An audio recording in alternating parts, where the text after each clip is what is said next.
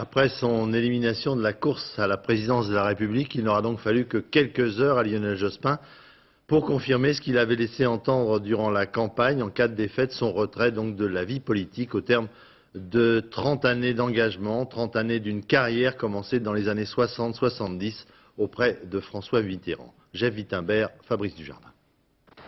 C'est une des dernières fois que l'on verra cette image, Lionel Jospin quittant l'hôtel de Matignon.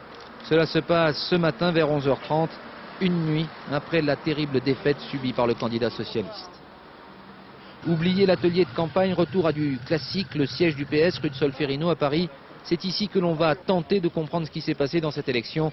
Parmi les premiers arrivés, Jean Glavany, le directeur de la campagne de Lionel Jospin, sur les visages une expression qui en dit long sur le sentiment dominant. Alors tous ceux qui sont allés à la pêche, qui ont fait la fine bouche, à qui il aurait fallu un petit peu plus de ceci, un petit peu moins de cela, et ben voilà le résultat. Voilà, maintenant nous voilà dans l'eau jusque-là. Il y a des tas de gens aujourd'hui qui se sont réveillés, qui ont dit si j'avais su, je serais allé voter. Voilà.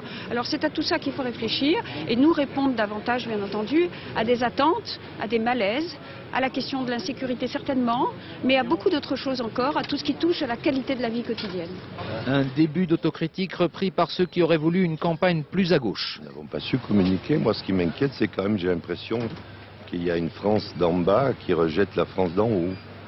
En attendant, il faut bien penser à l'avenir immédiat, le deuxième tour, le duel Chirac-Le Pen. Le PS se veut très clair. Il faut faire barrage à l'extrême droite et voter Jacques Chirac. Il faut que tous les démocrates et les républicains votent Jacques Chirac.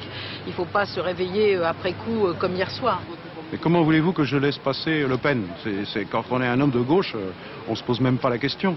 Mais au-delà de ça, notre adversaire reste Chirac, mais notre ennemi, n'oublions pas, c'est Le Pen.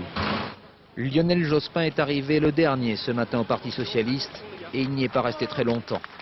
Le Premier ministre a fait une déclaration pour remercier ses amis et leur dire qu'une sirène d'alarme avait retenti hier.